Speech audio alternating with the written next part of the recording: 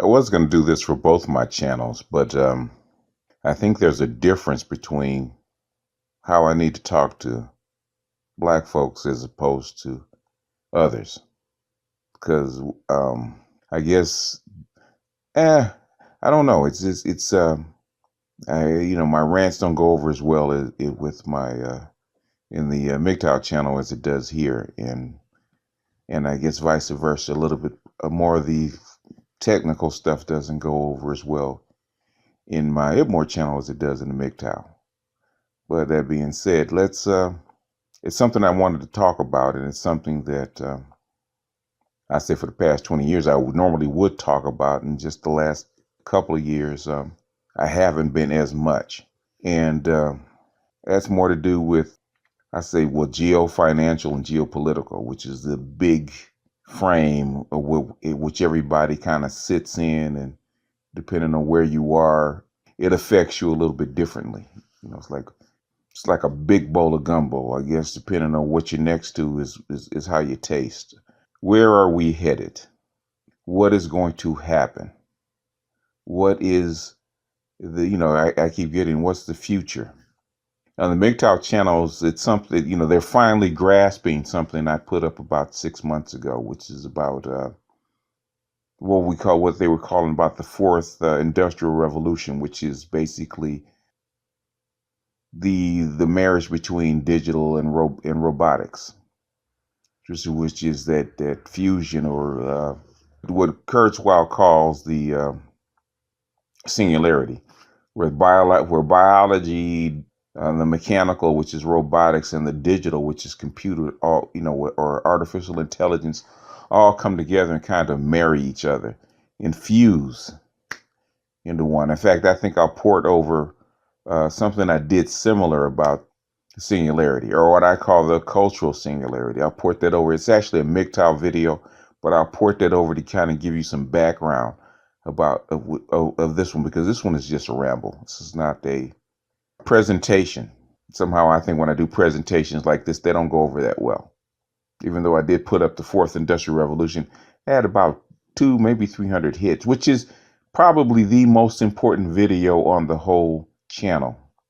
It is the most important video on the whole channel, but the thing is, it probably got almost, not quite the least amount of hits, but pretty close. Some of the other stuff I thought was really, really important. Nobody ever looks at the really helpful stuff. Nobody ever really looks at, like my esoteric series. Very few people ever look at that stuff, which is, well, I know it's a higher level stuff and it's not as entertaining. And it's some things, I guess, some things that can't reach people. But the thing is, those videos that get the least amount of hits, the least amount of views, are actually the more important than the other stuff.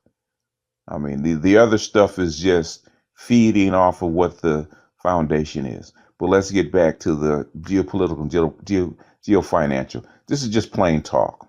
Now, my folks in my book study, my book channel, they kind of have a bead on this, because I put up stuff, and I'm actually going to start putting up more stuff in that channel. A lot of my political stuff is actually going to start going into the book study channel, the books channel, because I think it fits better, even though I have fewer viewers there. But I think those are the people that were going to grasp it more, because that's where most of the material would be, because this channel is like all over the place, and there's nothing consistent about it. But the Industrial Revolution kind of is kind of spurred, I keep saying, which is the most important fact about the last 200 years and about our civilization as it sits, our world as it sits, is that the Industrial Revolution actually separated, and I can't emphasize this much, human production, which is making things, clothes, cars, weapons, growing food, all this things that you need to keep yourself fed, make yourself comfortable, is being separated from human labor, which is actually people doing these things. Because before the Industrial Revolution, everything was handmade. your chariots, your straps for the horses, your homes, your tools, all that stuff was hand forged and handmade and took a lot of labor, intensive labor to do it. Okay, now with after the Industrial Revolution, you have machines do all that stuff. And then now which humans still had to operate the machines, but the thing is the machines provided the brute strength and the labor. So now with the advent of computers and what we call mathematical precision or digital precision, brains actually making this stuff, it's the human labor where you actually have people doing things is shrinking further and further and further. And with the advent of robots, they have sophisticated robots. I mean, they don't even put that stuff out there. The robots are so sophisticated now that you don't need, for a factory, say a factory like Amazon, you do not need people. You absolutely do not need people. You can put robots or what I call walking drones, and you can have flying drones that go pick up whatever they need, load it up onto whatever they need to load it up, even wrap the doggone thing, put it on a truck, self-driving truck, and it can be delivered to people. You don't need people anymore. But they haven't even started to release this stuff because if they did, it would be a disaster. That leads me to the fourth industrial revolution. Now that all this technology has developed, right? And they have been restricting it so that people's culture could actually catch up to it, because your cultural evolution, your cultural changes about, if a complete change is about 150 years. Okay. Knowledge has to be passed down, or culture has to be passed down from parent to child. And when I say just parent to child, I mean just not only parent that child's parents, but all his whole group of adults passing down knowledge to that child. It changes slowly, because if it didn't change slowly, then what a child knows and what a child does will be completely alien to the parent. So it has to change slowly enough to where people can actually adapt to it and have a linkage to the society, to some kind of form of society without chaos. So it changes very slowly. Take a complete change in 150 years. But now we're getting to be, it used to be your environment didn't change that fast. You used to be to change your environment, they would take hundreds of years. So your culture was actually faster than your environment. But now with the Industrial Revolution, that has flipped everything on its head. Your physical environment is artificial. So basically, you could be, I remember this is in the 90s. This is 20 years ago. This is 20 years ago. 20 years ago, there were still phone booths all over the place. If I, you know, I even though we had pagers, pagers back in the day that would actually send out a signal and give you a phone number to call. But you actually had to stop somewhere and find a phone booth and make a physical phone call from someplace, or you had to be in a place where there was a landline. Cell phones were few. They weren't. They were expensive. In 20 years, how many public phones do you see? In 20 years, they're all gone. They're all gone. This is in 20 years, when you think about it, which is humongously rapid for something that public telephone that had been around for almost 100 years, not 100 years, I would say about 80 years, and just in the blink of an eye, in a matter of less than 20 years, they're gone. They're not there. It was unthinkable. When I was a young man, not even a child, but a young man. When I was a child, there was one phone per household, One. If you had two, you were rich. You had one phone per household. And that sat in the living room. That was where everybody could, get to it. One phone per household. So you might have, like when there was like 7 people in my household, right? With 5 kids, 2 parents. You had one phone.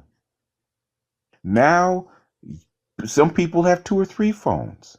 You have babies with smartphones. Everybody has their own personal number and their own personal phone, which is mind-boggling. It's mind-boggling, to it would have been mind-boggling to a child back then that everybody would have their own personal phone numbers. Then, that rapid change is just mind-boggling. So the thing is, and in that, that change over, I would say, 35 years, even, basically less than that, about 30 years before the cell phone didn't really come online till like the late 80s, right? We're talking about 25 years ago. 30 years ago, uh, you had to have a car phone. You had to be very, very wealthy. It was actually a radio phone. A cell phone didn't really come online till like 1980, 89, when cell phones were actually, publicly available. So now they're toys now. 25 years later, they're toys. Everybody's got one. And what's going to happen next? In other words, the speed of change is getting so fast that people's mind can't wrap around it. Now, your jobs that you used to do are changing. Used to be, if you couldn't get anything else, you get a McDonald's job, right? Now they have, when I worked at McDonald's as a teenager, right? So a full crew in a busy ass McDonald's with a drive-through, a full crew was what?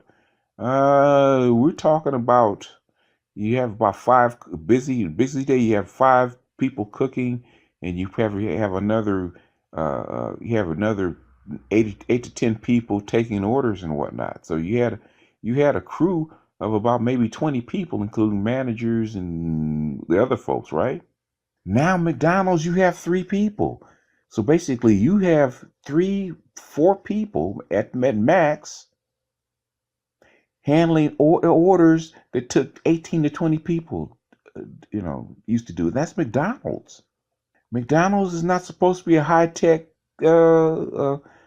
business, just cooking hamburgers, right?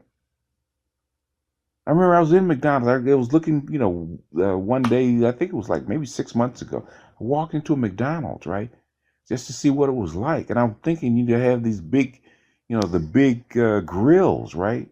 Like I used to have. Used to be the cook. I used to have these big ass grills, right? Big hot ass grills back there, gigantic. And I couldn't. They weren't there. And I'm looking because I'm listening for the, trying to smell for the smoke and listen for the sizzle, and they're not there. They got these machines that they put the patties in, and when they're done, they buzz and they take them out and they put them in a warmer, what, to keep them hot. And you got, when it's busy, you got 2 people back there making the food, making the burgers, making the food. There's nobody cooking. Got people putting the condiments on the burger, wrapping them up, and send them out. You got another 2 people taking out the orders. So basically, you have 4 people taking place of 18 or 20 people, which is mind-boggling to me. And that's a supposedly low-tech business, which is fast food. It's low-tech business. I remember a hostile adept, one of my subs, told me he was at a factory. He was at a warehouse where there were no people. You had a group of, you had management, and there was no people. You had robots. He backed the truck up. He had basically robots basically loading the stuff up onto his truck. Mind-boggling, right? So that brings me to this.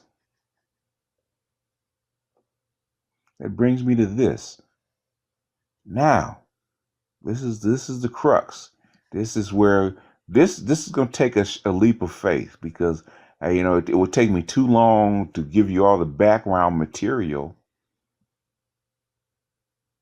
to explain this, right? Okay, there has been they ever since 1995, I would say. It might be 1994, because yeah, right, they 1994, 1995, they passed 1994, they passed NAFTA, right? North American Free Trade Agreements, big, all of North America, a big block. Just you're right after that, the European Union became a eurozone, a big trading block, right? Scared the shit out of China, right? Because they couldn't do it with their Asian neighbors. But what they did do, they saw the poor ass Soviet Union that was getting raped by their white brothers in the West. They were getting raped, right? Taking all their resources, man, treating them bad, kicking them in the ass, devaluing their currency, right? Stealing all their resources, devaluing their currency. Their people are poor. The men are committing suicide. They're drinking vodka left and right, and you got this great migration where you got Russians you just leaving the country, right? They're down on their lucks. They got nothing but a decaying armed forces and a lot of nuclear weapons. That's it. In other words, they were the supersized version of North Korea. Didn't have shit but a military and some nukes, right? So guess what? China says, "Hey, we got all this white money that's come in from people putting factories into our country for the last 20 years. We got all this excess money. Why don't we come rescue you, get your currency out of the shitter, and we can join forces. We can become a nice little communist bloc, or a former communist bloc."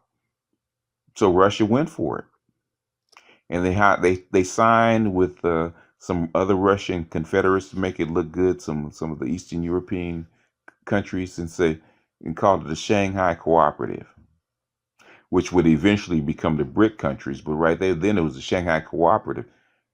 Scared the shit out of the United States. 1968, they thought that the Russians and the Chinese would never get back together and make friends. But that's a story for another day. 30 years later, they're back together, because the Chinese just using their money to get the Russians up off their knees. And now they've married money with military. The United States comes in and tries to do a preemptive strike on them, right? Financial strike. They and Soros engineer Asian currency crisis. Look it up. 1997 Asian currency crisis. Right after Great Britain signed back over Hong Kong to China. Right after that, if I'm not mistaken, July 1997, Hong Kong is given back to China, and then I think it's August 1997. I do believe was the Asian currency crisis. It's been 10 years since I looked at this stuff, so I'm kind of fuzzy. And then all hell breaks loose.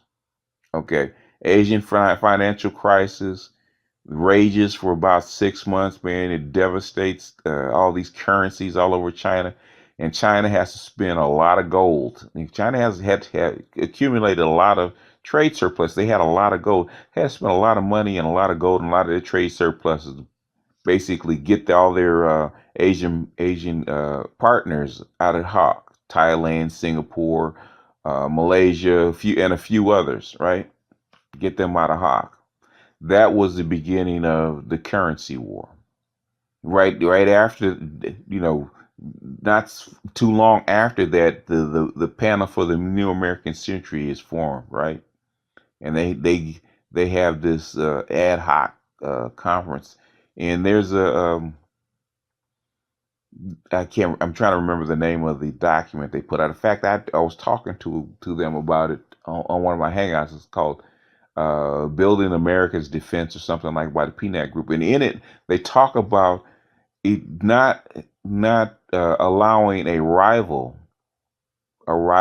to come in and usurp the United States hegemony. In other words, they were talking about China and its money usurping the power from the United States. And guess what? Right after that, year after the PNAC puts that document out, we get September 2011. United States goes into Afghanistan, goes into Iraq, and wants to go into Iran because Iran is the key. They want to shut the Chinese off Mideast oil altogether. Iran, Iraq, and Saudi Arabia is already on our side. Most of China's oil was coming from the Middle East. It wasn't coming from Russia right back then because the pipeline hadn't been built yet. Most of Russia's oil is near the Caspian Sea, which if you cut that off, there's no pipeline that can run through there. So they're cutting China's ability to develop off. At a choke point where they can get China back. Since China has all the manufacturing, they want China back in the fold. That was the plan. China was supposed to be United States bitch, right? And so eventually, when the American population got too uppity, you just transfer all your shit over to China because China has an authoritarian regime. And what do capitalists love? Capitalists love control because that's the way you can make the money. You don't have to worry about a whole bunch of welfare or people rising up or unions or anything like that. Basically, the Chinese government will take care of all that because Chinese people do what they're fucking told, right? It's a perfect situation. Except China don't want to be what? Your bitch. China's not your bottom bitch no more. China wants to be a pimp. So you go after their oil. You go in their backyard and you start playing by going after Iraq and Afghanistan and bumping up on Iran and Pakistan, right? You go out in their backyard. So you think China, you pimp slap China, right? Thinking China's not gonna do nothing. They don't have any weapons. They don't have any nukes. They don't have any carriers. They can't do shit. So China says, you know what? You in my backyard. You basically fucking my dog. Well, you know what I'm gonna do? I'm gonna go play in your backyard. So they start doing deals in Africa and they start doing deals in Latin America, right? Everybody knows that is old news. You can look all this stuff up. It's basically starting when it really got to be known like 2004, right after Chavez called George Bush the devil. All this stuff started coming out. Anyway, where does that leave? How does that affect us? Besides a war, besides cutting Europe off from Africa and taking money out of their pocket, which is, that's something that's outside the scope of this little rant because it'd be more than epic, right? So this currency war is going on in the background. We got the proxy wars going on in the Middle East between Iran and Afghanistan and whatnot, right? We got all that, right? So we got China basically doing the little currency things, buying up contracts, spending their money, slowly pushing the Europeans out of South America and slowly pushing them out of Africa, which puts pressure on the Europeans, especially France, because France is really dependent on its African colonies. They're going to get the boot. They start a war. They start a war with Libya, with Libya and Syria.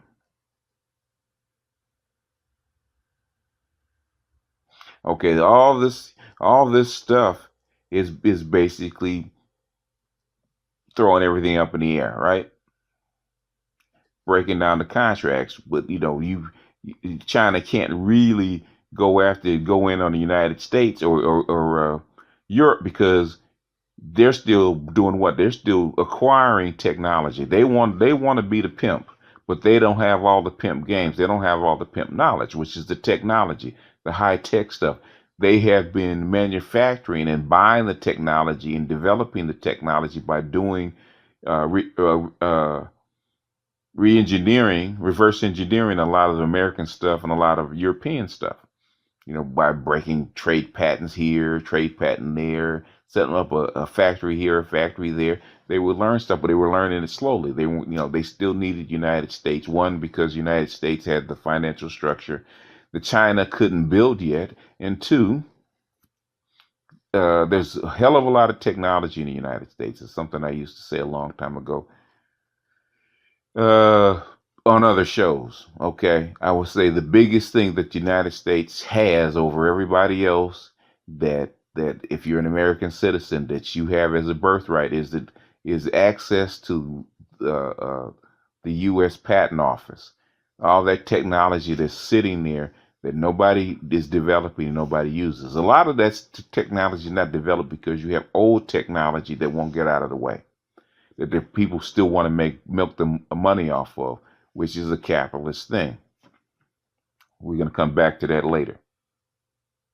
Okay, you got all this stuff going on, all these wars going on, and currency wars and proxy wars, and but China and Russia basically tolerating all this stuff because they're not ready. They don't have all the things that they need, right, to accelerate all this process, right? They're not ready. They don't have all the secrets and knowledge that they need. Lo and behold, guess who drops into their lap? Mr. Edward Snowden. I think Edward Snowden was a mole for them anyway, but he was only able to steal certain things here or there. He couldn't give them the whole cookie rock. He gets caught, he bails, he runs to his bosses, which are in China. China says we can't protect you, but we know who can. And we send him off to Putin. And so now they have access to what they need, going back to 2008, right? Remember 2007 to 2007? Remember that big controversy between AT&T and the NSA, because the NSA was basically pipelining all phone calls and texts and emails through the big San Francisco office, and they were just storing all this shit. Remember that? That kind of story that kind of went away. They kind of ignored all this stuff. So lo and behold, NSA was building all these back doors into and all these routers and all these companies, so that they could actually make sure that they could spy on everybody. So that all these back doors are built in, which is okay. The government is spying on you. Everybody knows that. People kind of tolerated it because it's your government, right? And as long as they have the keys or the secrets to the keys to all these back doors, we're all good. In fact, watch the latest Jason Bourne movie. They talk a lot about that stuff. In fact, they're talking exactly what we're talking about now. They talk about it in that movie. Same people. Anyway, they get Edward Snowden. They have all these keys to all these back doors to all these companies and whatnot, right? All these systems, right? So Edward Snowden, basically, who's a genius, computer genius, basically gathers all this information, goes over, and guess what he gives? He's giving out skeleton keys to everybody. You got millions of Chinese hackers, government Chinese hackers that like it's like Chinese New Year's, Christmas, any holiday that you can think of, all wrapped up together for these Chinese and Russian hackers, and they go to town. They're in everything. Everything that they wanted to know about, every technology that they want to know about, guess what? They have access to it instantly.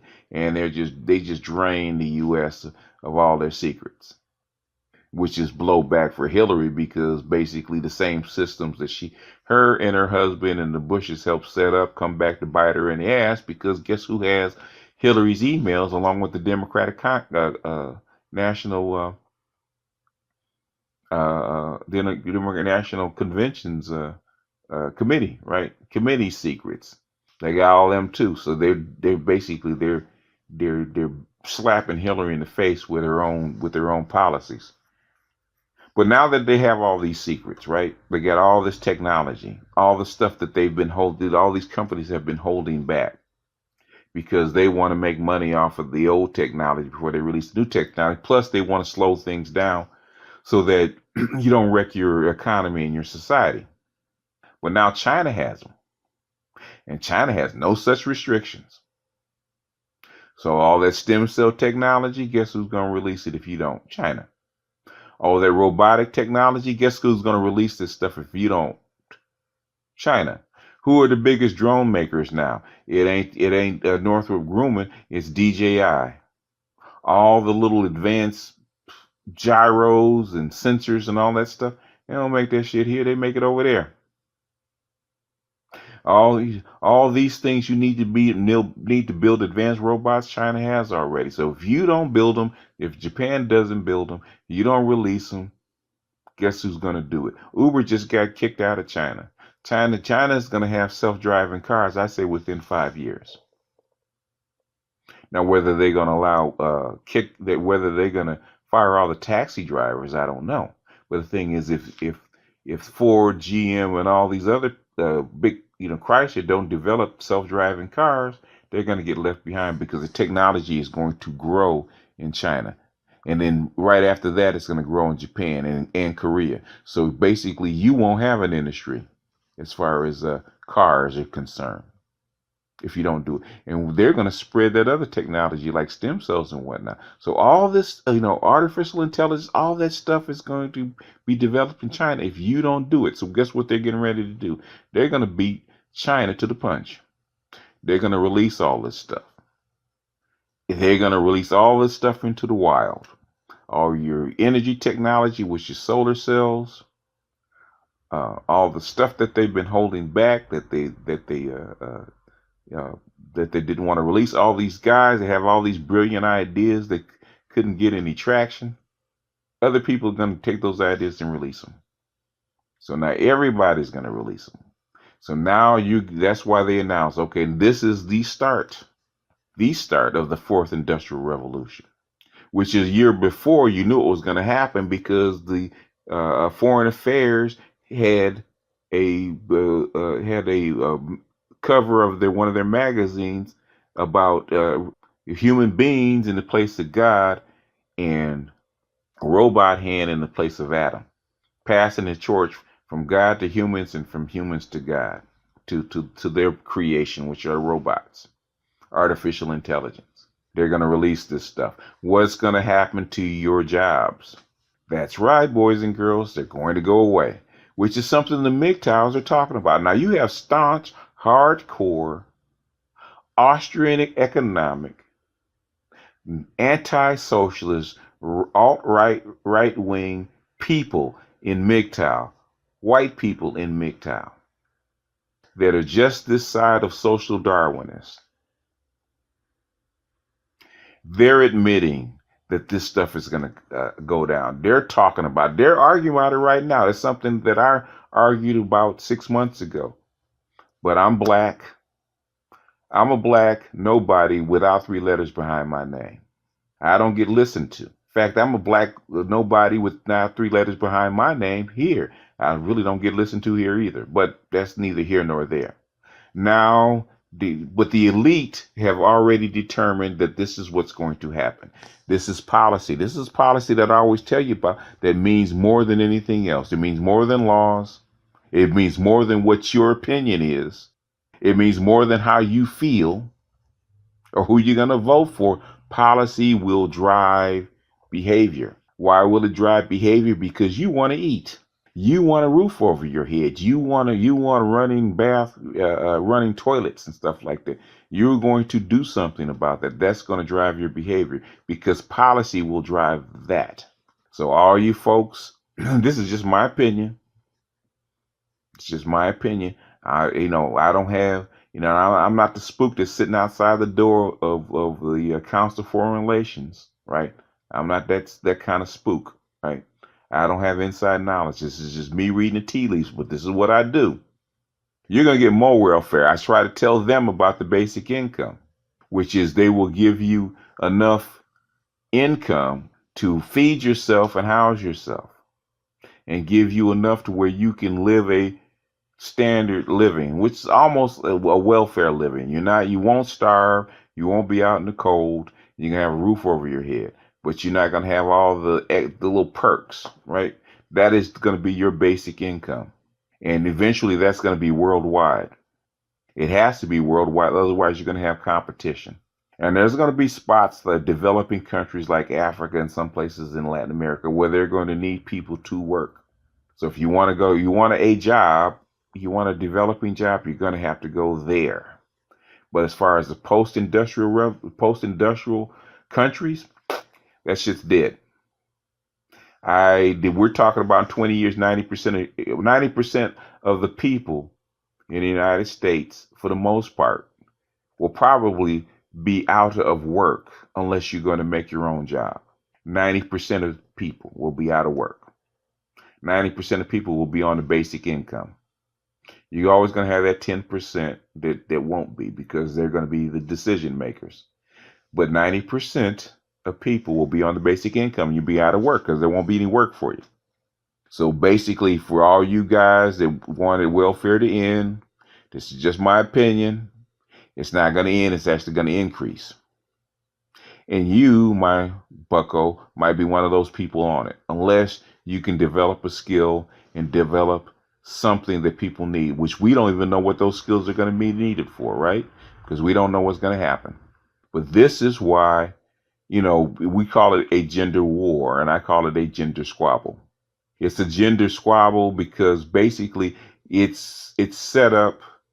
It's been driven by things we don't even talk about. Some things I even talk about it. I talk about it and it goes over your head because most people aren't willing to grasp this stuff. The reason that you're not getting married, the reason that there's single mothers is not because there's a dysfunction. I mean, there's a dysfunction with the black culture. Okay, that's true. That's true. There's a dysfunction with the black culture.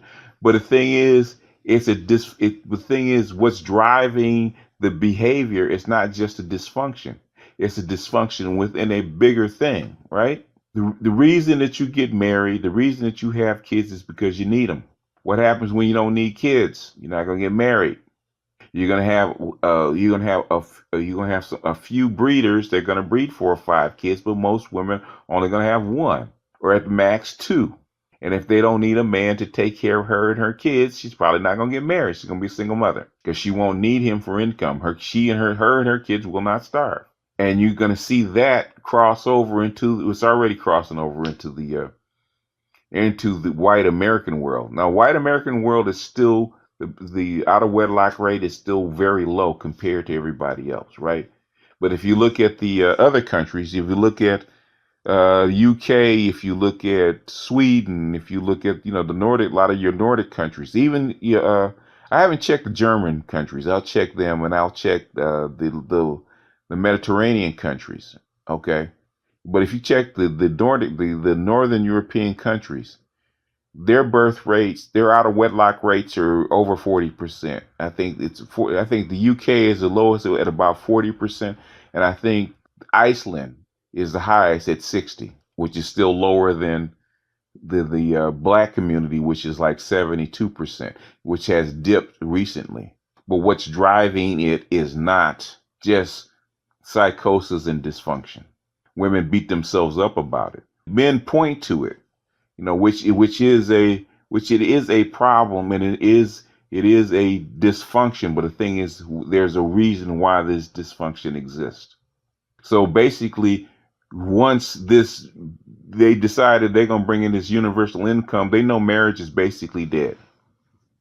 So basically there will be nothing to fight over as far as who's going to take care of children. There'll be nothing to fight over. So the state won't even have any say so in it, because they won't have money from the men to extract, right?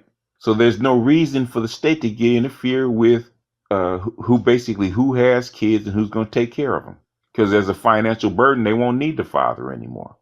And unless the father emotionally wants to have children, he doesn't need children anymore. because his lifestyle is basically assured. He won't starve. He doesn't need his children to take care of him. And as the Northern Europeans, who are very pragmatic, says it's probably time to end state marriage. In other words, the legal system of marriages. Now, how that will break as far as relationships, and I'm glad I'm an old man. I ain't got to worry about this stuff. As a quick aside, for all you bitter betties and bitter biddies complaining or talking to me about I'm a MGTOW because I can't get a woman and I can't get laid. Listen here. I'm in my 50s and I'm alive. I'm in my 50s and I don't have a whole bunch of health problems. I'm in my 50s and I can still get an erection. Last count, I looked at my Plenty of Fish account about this, the little meet me thing that tells you people take a look at your profile and they swipe left or right. In my age bracket, guess how many women want to meet me that are in my age bracket? Just guess. You're probably thinking like one or two, right? Or maybe 10 because I'm an old man, right? Yes. I got the last count I looked at because I eliminated half of them, right?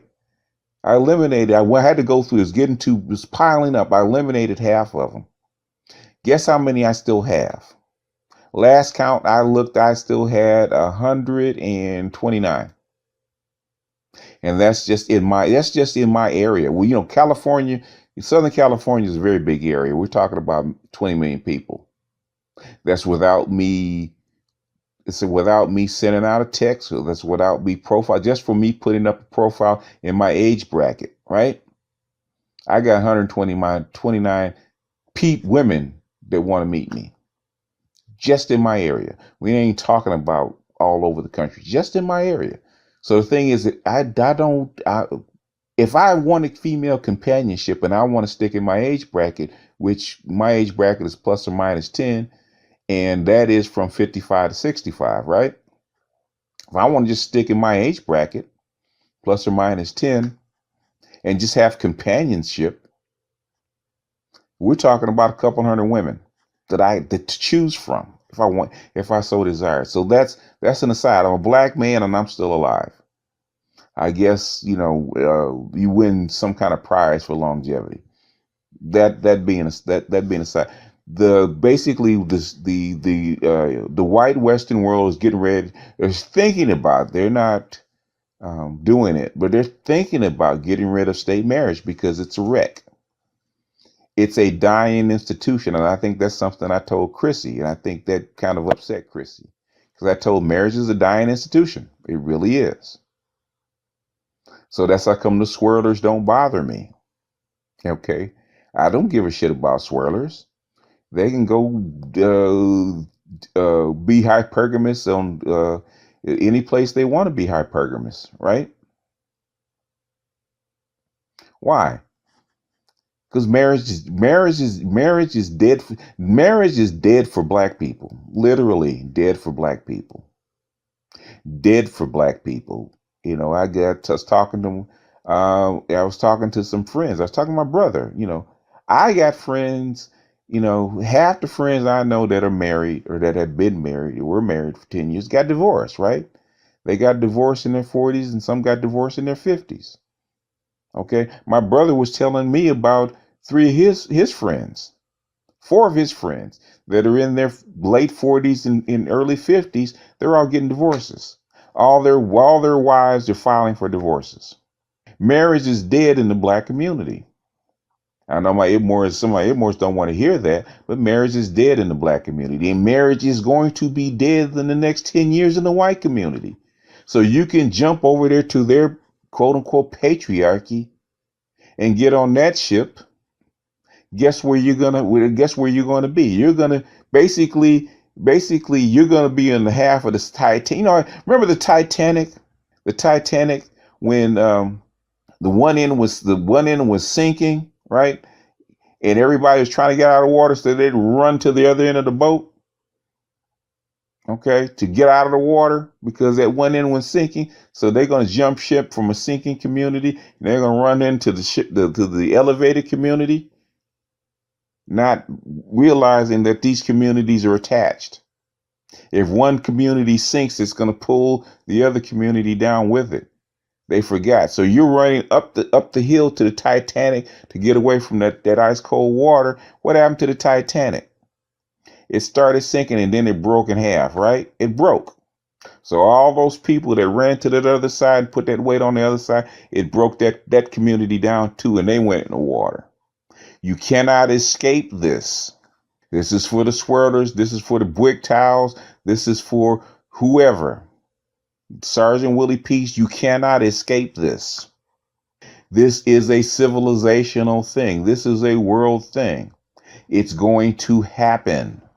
Now, either you adjust to it and figure out how you can work within this system, or you're going to be in the water. You better start going finding life rafts and figure out how you're going to get rescued. And unless you do, and all you guys that want to be Captain Saverhose and Simps, remember Homeboy? They got off that got off the little driftwood so that the girl could live. Remember that? And he stayed with talking to her and comforting her until he froze to death. If you want to be that guy, because you're gonna be that guy overboard, freezing to death, and you're gonna drown. Wake up, wake up. I would, I would love to have a discussion with Dr. Boyce Watkins. I really would. I would love to have I wish I could get Crystalline Carrizon, Dr. Boyce Watkins, Sergeant Willie P. Chrissy, and all those folks it's like all those folks in like a hangout, man, just a massive hangout, like a mosh pit, man, just a mosh pit. Yeah, and everybody can have like 2 weeks to get all their notes together, man. Get all their articles and their notes together and put it together and basically get all their paper together, get their talking points together and all this stuff, man. Just have one of this big massive gender war debate. That would be cool, man. That would be cool. They wouldn't allow me in. They would not allow me in. Just like the MGTOW, that's one reason. That's another reason why I went IBMOR, man. Because the MGTOWs will use my information. They'd look at the video, use my information, and then put it in their video, right? Like it was original. And which I was telling somebody that I know that's how white folks get down, right? Especially when you're a black dude without three letters behind his name. Because Tarpley did the same goddamn thing to me, man. Tarpley, we do an interview with Tarpley on something, man, and we were going back and us and our my circle, my think tank circle, man. We were going back and forth with Webster Tarpley. Webster Tarpley is a well-known author, right? He writes all these books, good books, smart dude. Now, I'm not going to take it away from Tarpley. Okay, I love Tarpley. Tarpley's a good dude. He's a smart dude, man. He got a lot of contacts. Man, we were in there killing him. We had this big argument, man. Me and him had this big argument about the global financial structure. And I was telling him exactly what the global financial structure is and what needed to be done and what's going to happen and what China was trying to do, blah, blah, blah. He was saying I was full of shit. I was amateur and I didn't know what I was talking about. So I said, I'm going to send you some emails and some articles. So I sent this dude a load of emails and a load of articles, man. That dude started using my information. He never gave me any credit. Not that I was looking for any. That's one reason I'm still alive, because nobody gives me credit, which is good, man. Which is good. They don't give me credit. I have to say one thing about my IBMOR brothers. My IBMOR brothers give me love. They give me credit. They'll send people to me. So, man, go check this dude out, because this dude doing some heavy work on analyzing our problem, some heavy research, which is good. I'm actually getting love. Over there, as far as the MGTOW, man, I put a response article. The only person that ever gave me any love over there as far as MGTOW was Sandman. Sandman and Traversable are the only two. They're the only two. And sometimes Turf Flinging Monkey he would. But all those other heavyweights, man, that do all the studies and stuff like that, man, they'll disagree with me privately. They go do their research. They find out, well, hey, wait a minute, this black dude knows what the hell he's talking about. And then they'll go off and use the damn research. Well, anyway, that's neither here nor there. That this is becoming an epic rant. But I think it should be an epic rant. But you can't escape this. You can't escape this. You cannot escape the singularity. Everything's going to drive. You're going to get there one way or the other. The thing is, now it's going to be sooner than later, because if the United States and PNAC hadn't tried to hold things back and screw everything up, because China was perfectly willing to wait till 2050 to basically assume power. But the United States started coming in and making mistakes. They started wrecking the board. So that made the Chinese have to spend way more money, spend way more time and effort building the infrastructure that's needed for them to take over. So basically, the United States is tearing down the building, wrecking the building, while China is trying to shore it up and rebuild the building so that it can stay stable. So that's what you have now. So now all this, to basically keep this system alive, they're going to have to release this technology. They're going to have to let the robots do their thing, because capitalism is going to wreck this thing, because basically what you have is mercantile capitalism. Mercantile capitalism is the worst. Mercantile capitalism is a vampire. If it's not checked, it sucks the blood out of the system, which it has done, because if it's unchecked, it's all about uncontrolled profits. Controlling the is about cheating the game. And they have done this, knowingly they have done this for 30 years. I don't even have the tapes anymore where we're back in 2003, 2004, that businessmen were coming on complaining about the China price and how government, industries are going over, man, making ungodly profits by China, by building stuff in China, making stuff in China. China was just training their people, man, basically using the corporations as a training program. They were just building factories, man, learning how to make TVs and computers and shoes and airplanes and cars and all that stuff. It was a massive job training program paid for by the United States and the corporations. Corporations made tons of profits. Apple made $100 billion, over $100 billion off the China price. We just ungodly sums of money, but they transfer all this technology over. But I'm saying this stuff, this mercantile capitalism has been going on, man, since in the 80s under Reagan. I mean, really heavy. I mean, in the 70s they were shipping garment factories to Dominica and Haiti and Mexico, man. But when they started doing that, instead of shipping everything over to China, man, it just got absolutely absurd. So basically, this is the result of all these things actually coming to a head. So now, to save the system, especially after 2008, the only way you can do it is basically let the robots make the profits. Skim off enough, drive the cost of things down to basically zero. Because if robots are making them and you have enough material science behind it, the cost of most things will be down close to zero. So things, you won't need that much money.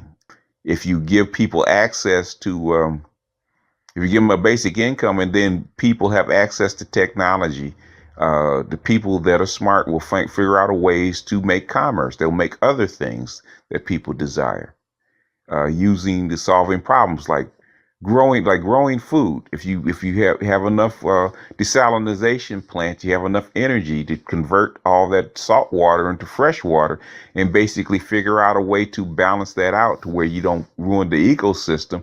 You can turn all these deserts into green belts.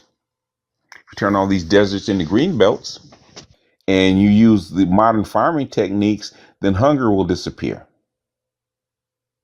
Material science, to where you basically making be making basically making building materials so cheap, and that you can build modular homes all over the globe. There will be no need for huts. Won't be any need for them. Everybody will be housed. Everybody will be fed. Everybody, if you radically improve or change the way you educate people globally, where experts all over the world, or people all over the world with knowledge, can basically teach anybody all over the world, and they can make their money that way. If you can speak the language, you can teach the kids, you can hold a class, you can hold individual classes in individual homes or in group homes all over the world, right? You can educate everybody, you can feed everybody, you can clothe everybody, you can house everybody, and you give everybody a basic income. And then they can go out and they can solve other problems to make everybody else's lives better. And you have a multiplier effect. And then when you get to biotechnology, you can eliminate a lot of people's health problems. You can drive health costs down to basically nothing. It could be there now. They're holding that back. Once China gets into it, which is a good business for people that are into the health field, that are into the nutritional field. You can actually go to, say, if you're black, you can go to Africa, or you can go to Brazil, or you can go to Colombia, or a place like that. You can basically get into health tourism, especially before the big turn to where it's widely distributed.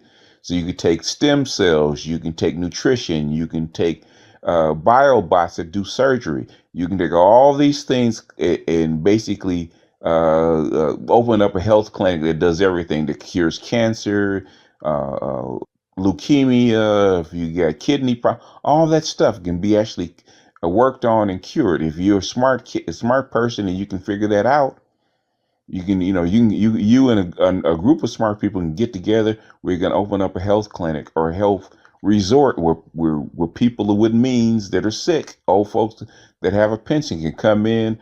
They stay a few weeks. We can work on their problem. They can come out as good as new. It's a lot of things that the technology will solve. But I said that is the future.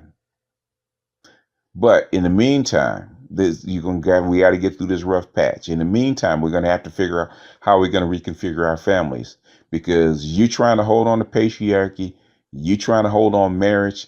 This is my opinion, and I know I'm going to get a lot of people that says I'm freaking crazy, because I've been listening to that for the last 20 years. You're crazy. It's never going to happen. It's never going to happen. A lot of stuff I said 15 years ago has happened, and is continuing to happen. A friend of mine, I told him that white supremacy was over, and I told him white supremacy was over back in 2005. I think it was 2004, 2005. It might have been 2005, which is over 10 years ago. I told him white supremacy is dead. I said white supremacy is over. I said they're gonna said white Western power is gonna have to do everything it can to hold on to what it had, what little it has left. You're seeing a breakup of Europe. You're seeing the retreat of white people here, because they're so scared, they're so upset. They want to make America white again, like it wasn't white before. White supremacy, as we know it, as we knew it for 400 years, is dead. And the white power is what we have here. We still have white Western power. We don't have supremacy. We have white Western power. But white Western power is quickly declining, faster than I ever thought it would. So the thing is, why we still have to get through the rough patch, because even though the lion or the tiger is dying, it's still a 400-pound tiger with teeth and claws, and can still do a lot of damage. In the meantime, which is something I said 10 years ago. That's why my black ass shouldn't be even in the United States circumstances. But I shouldn't even be in the United States, because I knew this stuff was going to happen. This These police murders are just the tip of the iceberg, in my opinion. I hope to God that this is one thing I hope to God that I'm wrong on. I always thought the racial tensions would increase. I thought the racial tensions would increase to the point where it was going to become very, very dangerous to be a black person in the United States. I hope to God that I am wrong. For all you swirlers, and this is from the bottom of my heart, I know I talk shit just like everybody else talks shit. I've been hard on you, but this is from the bottom of my heart. If you're going to go over there into a white community, this is for a white community, okay? Asian, Hispanic, whatever, that's different, okay? That has its own problems, but it's not as serious as this. If you're going to link up with a white person and you're going into a white community, this is for both sides. It's for the brothers too. Be very, very careful. Keep your ear to the ground. Watch the signs. Watch what's going on in your neighborhood. And if problems arise, do not hesitate to get your black ass out of there. If you don't want to go to the black community, find another country to go to. Have your passport ready. If you and your little mulatto kids are stuck in a neighborhood and shit goes wrong, you're going to be a target. I hope that this is not true, because regardless of what I say, regardless of how I feel, I love my black people, all of you, every last single one of you. This is one reason why I'm here on this particular channel saying the stuff that I'm saying. This is why I'm hard on you. This is why I talk so much shit, especially to the females, because y'all need to be slapped around. Get out of your fucking feelings. Get out of who thinks you're cute, who doesn't think you're cute. Look at what's going on around you. Look at what's going on in the world. You guys always come to the channel and focus on the bullshit that I put up.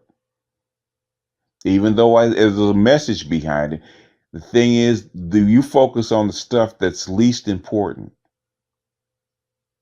If you're not worried about your kids, we're worried about yourself. If you're a single woman in a white dominated area, you're going to be a target. Trust and believe. You don't want, basically, you don't want to be out there by yourself in some small town unprotected. Last place you want to be. I know the brothers are hard on you. The brothers can be dangerous on occasion, but the thing is, there's one thing is, you're not going to see a whole bunch of brothers out there ganging up on you. You're going to have some kind of protection in the black neighborhood, especially if things go south and go wrong. And I'm going to give you a warning for all you Trump supporters: be very careful what you wish for. Be very careful what you wish for. The elite are highly afraid of this dude. This is something in my whole 50 some odd years I have never seen. I have never seen the elite afraid of a candidate. Ever. I've never even read about the elite being afraid of a candidate. Ever.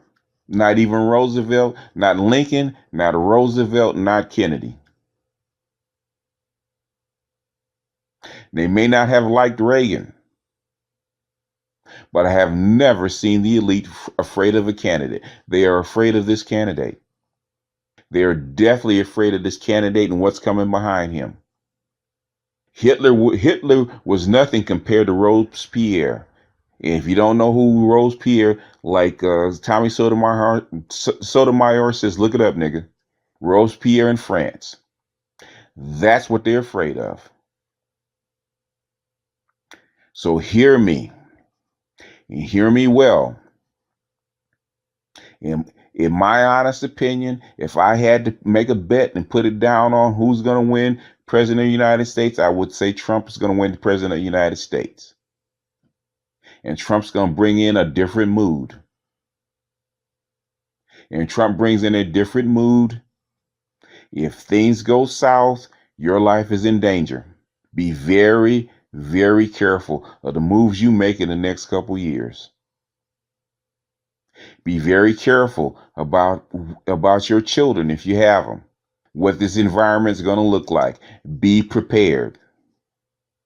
For all you preppers, there is no prepping is not a long-term solution.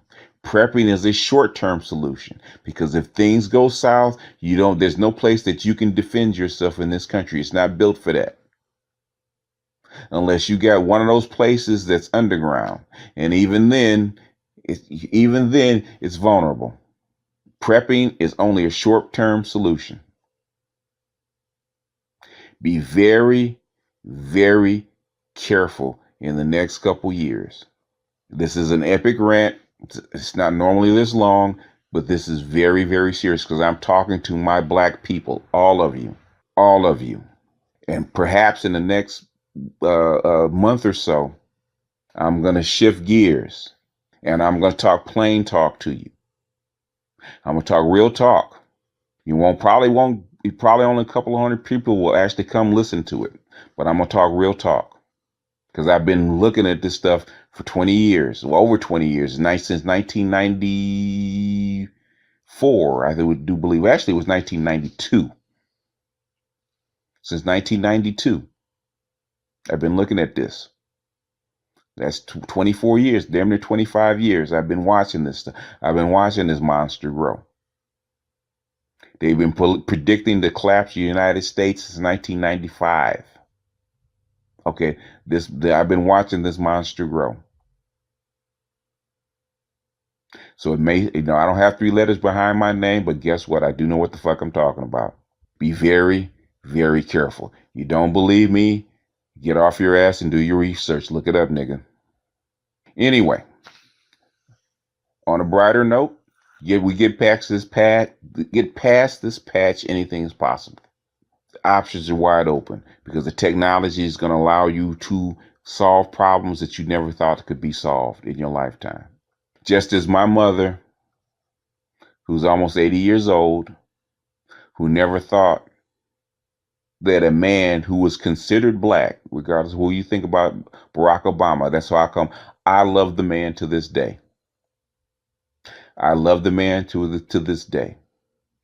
Not because what he's done or his policies or even what he's like personally, is that I got to see a lot of older black women in my family and older black women around me lift their heads up a little higher, get a smile when they see Michelle Obama and those black children on camera on the White House lawn, because they never thought they would see anything else except a white man's boot on their neck, or them cleaning up shit in a white woman's house, or white people in charge over them for the rest of their lives. They never thought in their life that they would actually see a symbol of a black man actually in the place of authority. I remember Barack Obama's last press dinner with I think it's Larry Wilburn, if I'm pronouncing his name right. He said the very same sentiment. He said when he was young, he said there was a debate of whether a black man could lead a football team in the NFL, whether a black man could play quarterback in NFL, where the black man could lead a football team in the NFL. And now he gets to see a black man lead the entire free world. Regardless of what you think about the man, regardless of how the man got there. A lot of my people that I'm around that never, ever, ever, ever thought they would see the day that somebody that looked like them, a lady that looked like them, children that looked like their children, would live in that lily white house. And to this very day, just the thought of him brings a smile to my mother's face, brings a smile to my aunt's face. And all the other black people that are in 70 and above. And just seeing the joy in their faces is enough. I don't give a damn if the man didn't let off a nuke. The joy in their faces is enough for me to give him a pass. But anyway, on that note, this is BGS out.